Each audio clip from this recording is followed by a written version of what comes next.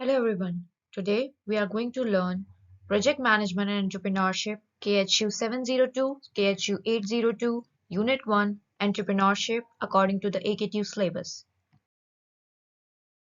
So what is entrepreneurial competency?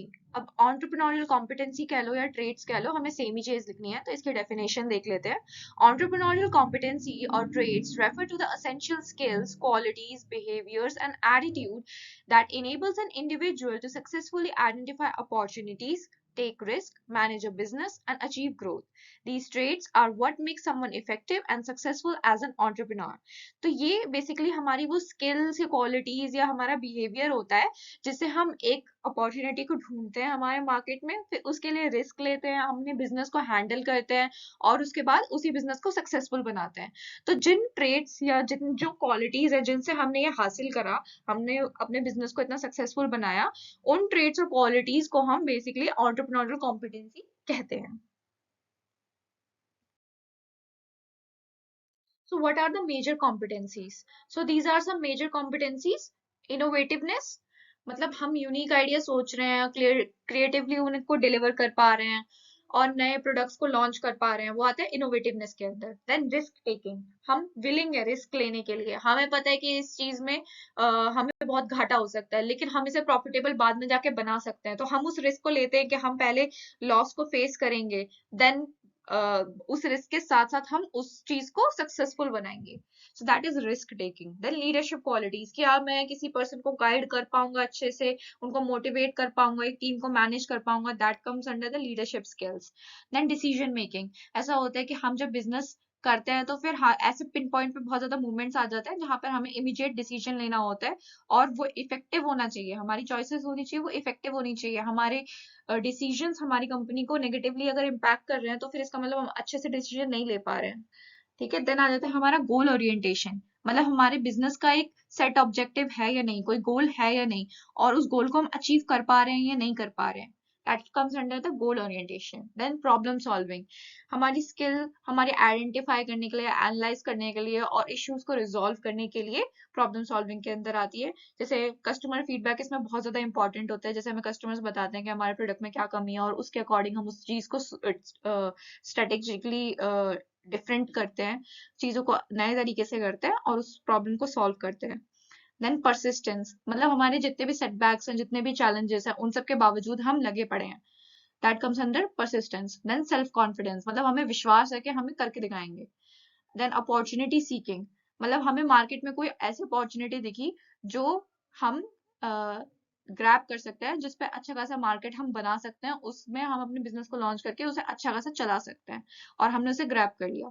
Then time management comes, क्या ऐसा होता है कि हमें बहुत सारे काम होते हैं जब हम बिजनेस खड़ा करते हैं, तो थोड़े छोटे मोटे काम तो नहीं होते हैं, तो फिर हम अपने टाइम को कैसे मैनेज कर पा रहे हैं, हम कितने टास्क को कितने टाइम में कर पा रहे हैं, उसके साथ साथ हम अपनी हेल्थ पे ध्यान दे रहे हैं या नहीं दे रहे हैं, हम टास्क को प्रायोरिटाइज कैसे कर रहे हैं, हम कितनी चीजों को कितना टाइम दे रहे हैं, वो हमारा टाइम मैनेजमेंट में आ जाता है. देन अडेप्टेबिलिटी, हम अपना जो बिजनेस है वो फ्लेक्सिबल बना पा रहे हैं या नहीं बना पा रहे हैं, हमारा प्रोडक्ट फ्लेक्सिबल हो रहा है हमारी कस्टमर की नीड्स के अकॉर्डिंग या नहीं हो रहा है, हम इफेक्टिव स्ट्रेटजीज टेबल पे ला पा रहे हैं या नहीं ला पा रहे हैं, वो आता है हमारा अडेप्टेबिलिटी के अंदर.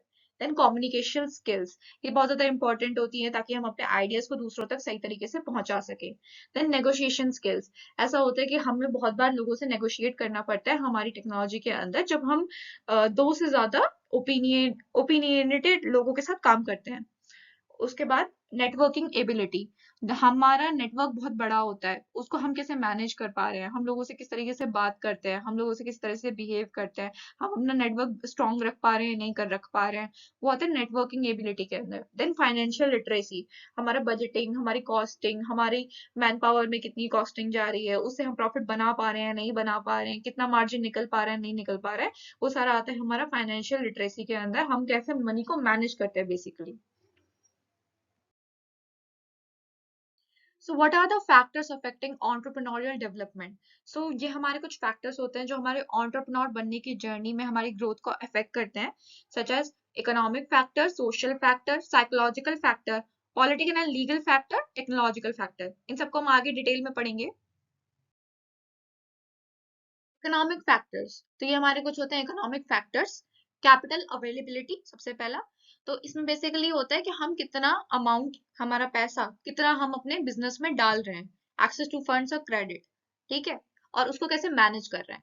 Then comes the market conditions, मतलब हम प्रोडक्ट या सर्विस जो भी हमारा लॉन्च कर रहे हैं उसकी कितनी डिमांड है कस्टमर के अकॉर्डिंग, और हमारे कॉम्पिटिशन्स कितने हैं और हम उनसे कितना कंपटीशन फेस कर रहे हैं मार्केट के अकॉर्डिंग, वो सारा डेटा उसके अंदर आता है। देन इंफ्रास्ट्रक्चर, जैसे हम कोई भी कंपनी बनाते हैं तो हमें जहाँ काम करते हैं उसकी एक पर्टिकुलर जगह होती है, तो उस चीज का इंफ्रास्ट्रक्चर कितना अच्छा है, वहां पे ट्रांसपोर्ट है या नहीं, कम्युनिकेशन है या नहीं, पावर है या नहीं, या और भी चीजें होती हैं वो हमारी है या नहीं, सुविधाएं वो है या नहीं, वो इंफ्रास्ट्रक्चर में आता है। देन रॉ मटेरियल, जब भी हम कोई प्रोडक्ट या सर्विस बनाएंगे तो उसके लिए हमें कोई ना कोई रॉ मटेरियल तो चाहिए होगा। जैसे फूड या डेयरी की अगर हम फैक्ट्री खोलेंगे तो हमें फूड के लिए खेतों से लाना पड़ेगा, या उन किसान जो हमारे होते हैं उनसे हमें खरीदना पड़ेगा। तो वो रॉ मटेरियल हम कहाँ से लेकर आ रहे हैं, अफोर्डेबल प्राइस पे लेकर आ पा रहे हैं या नहीं आ पा रहे हैं, वो उसके अंदर आ जाता है। देन लेबर सप्लाई, अब हम स्किल्ड या अनस्किल्ड लेबर दोनों ही इसमें आ जाती हैं, हमारे काम के अकॉर्डिंग कि हमें क्या काम करवाना है। स्किल्ड होगी वो बेसिकली सुपरवाइज करेंगी, अनस्किल्ड होंगी वो बेसिकली फिजिकल लेबर पे ज्यादा ध्यान देंगी। तो वो सारा हम कैसे मैनेज कर रहे हैं वो लेबर सप्लाई के अंदर आ जाता है, हम कितने लोगों को हायर कर रहे हैं बेसिकली। सोशल फैक्टर्स, मतलब हमारी सोसाइटी का क्या एटीट्यूड है हमारे एंटरप्रेन्योरशिप की जर्नी को लेके, हमारे बिजनेस को लेके, हमारे जो बिजनेस है क्या वो हमारी सोसाइटी के लिए अच्छा है, और अगर अच्छा है तो फिर वो कैसे अच्छा है। मतलब उसमें आ जाता है सोशल नॉर्म्स एंड वैल्यूज, मतलब हमारी सोसाइटी की सोच क्या है, उनका एटीट्यूड क्या है हमारे प्रोडक्ट या सर्विस को लेके। देन कम्स फैमिली बैकग्राउंड, मतलब हमारी फैमिली हमें सपोर्ट करती है या नहीं करती है, अच्छे से इन्फ्लुएंस करती है, पॉजिटिव इन्फ्लुएंस है उनका या नहीं है। देन एजुकेशन लेवल, जो हम प्रोडक्ट लॉन्च कर रहे हैं, जो हम बिजनेस लॉन्च कर रहे हैं उसकी हमें कितनी नॉलेज है, हमें मार्केट का कितना आइडिया है, हम अच्छे से उसकी डेवलपमेंट कर रहे हैं, उस सब का इफेक्ट पड़ता है। क्या पता हमें नॉलेज कम हो, हमारा प्रोडक्ट पर मान लो 100% नॉलेज मांग रहा है और हमारे पास उसकी सिर्फ 50% है, तो क्या हम उसे सक्सेसफुल बना पाएंगे, हमें अपनी नॉलेज को इंक्रीज करना पड़ेगा फिर। तो वो आ जाता है एजुकेशन लेवल के अंदर। देन कास्ट, रिलीजन, ट्रेडिशन, इन सब का भी फर्क पड़ता है हमारे एंटरप्रेन्योर की जर्नी पर। So what are the psychological factors? So ये हमारे को साइकोलॉजिकल फैक्टर्स होते हैं, मतलब हमारी जो सोच होती है, जो हमारे भाव होते हैं, वो हमारे बिजनेस पे क्या इम्पैक्ट करते हैं, वो आता है इसके अंदर। नीड फॉर अचीवमेंट, हमारी अचीवमेंट के लिए नीड बढ़ जाती है, हम छोटे छोटे गोल्स को अकम्प्लिश करते हैं ताकि हम अपने बड़े गोल तक पहुंच सकें। हमें अपना बिजनेस को सक्सेसफुल बनाने का डिजायर हमारा बढ़ जाता है, वो उसके अंदर आ जाता है। देन रिस्क टेकिंग एबिलिटी, हम अनसर्टेनिटी को हैंडल कर पाएंगे या नहीं कर पाएंगे, वो हमारे बिजनेस पे पॉजिटिव इम्पैक्ट डालेगा या नेगेटिव इम्पैक्ट डालेगा, हम उस रिस्क को ले रहे हैं या नहीं ले रहे हैं, वो उसके अंदर आ जाता है। क्या पता हम डर जाएं रिस्क लेने से, क्या पता हम आगे ना बढ़े, क्या पता वो हमारी ग्रोथ वहीं रोक दे, ये क्या पता करते करते हमारा बिजनेस चले या ना चले, वो डाउट आ जाता है। उसके अलावा हमारा सेल्फ सेल्फ कॉन्फिडेंस बहुत ज्यादा इंपॉर्टेंट है, कि हम अपने पोटेंशियल में बिलीव रख पाए कि हम अपने बिजनेस को सक्सेसफुल बना देंगे, हमारे अंदर ये है। फिर मोटिवेशन, हम अपने आप को मोटिवेट करते हैं ताकि हम अपने बिजनेस को चला सके, सस्टेन कर सके। Then comes the political factors. So political factors क्या होते हैं? पॉलिटिकल फैक्टर्स बेसिकली हमारे कुछ नहीं होता, गवर्नमेंट पॉलिसीज से स्कीम होती हैं जो हमारे बिजनेस पे इफेक्ट डालती हैं। इसके अंदर क्या आता है, जैसे सब्सिडीज हो गई, टैक्स बेनिफिट्स हो गए, स्टार्टअप प्रोग्राम्स या स्कीम्स हो गई। तो ये हमारे पॉजिटिव और नेगेटिव दोनों इम्पैक्ट डाल सकती हैं। पॉजिटिव कैसे है, जैसे सब्सिडीज एंड टैक्स बेनिफिट अगर हमें मिल रहा है तो ये तो अच्छी बात है, लेकिन क्या पता कोई ऐसी स्कीम लॉन्च हो जाए जो हमारे लीगल प्रोडक्ट को अब इलीगल बना दे, तो हमें लीगैलिटी भी चेक करनी पड़ती है हमारी प्रोडक्ट और सर्विसेज की, उस पर्टिकुलर रीजन के अंदर उस गवर्नमेंट से अलाइन चल रही हैं हमारे बिजनेस की चीजें या नहीं चल रही हैं। That comes under that. And then comes the political stability, हमारा पॉलिटिकल एनवायरनमेंट स्टेबल है या नहीं, हमारा बिजनेस एकदम से क्रैश तो नहीं हो जाएगा पॉलिटिकल रीजंस की वजह से।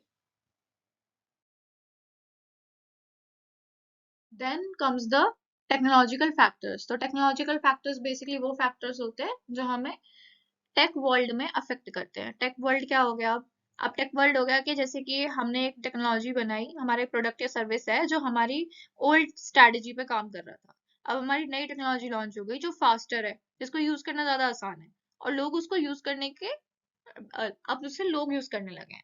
तो अब क्या होगा कि हमारे जो प्रोडक्ट था जो हमने पुरानी टेक्नोलॉजी में बनाया उसको यूज करना टफ हो जाएगा। हमें भी अपने नए टेक्नोलॉजी में शिफ्ट करना पड़ेगा। ठीक है, उससे हमारी कॉस्टिंग बढ़ जाएगी। तो इस सब का हमारे बिजनेस पे, हमारे प्रोडक्ट पे या हमारी सर्विस जो भी हम लॉन्च करें उस पर क्या इफेक्ट पड़ता है, वो इसके अंदर आ जाता है। एक्सेस टू न्यू टेक्नोलॉजी मतलब हम एक्सेस कर पाए नई टेक्नोलॉजी को, क्योंकि हमारी प्रोडक्टिविटी को एनहांस करेगा, इनोवेशन को एनहांस करेगा।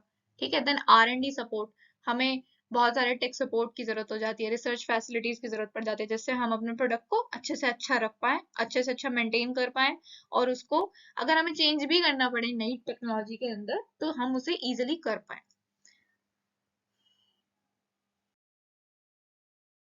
That's it for today's video. Thank you very much.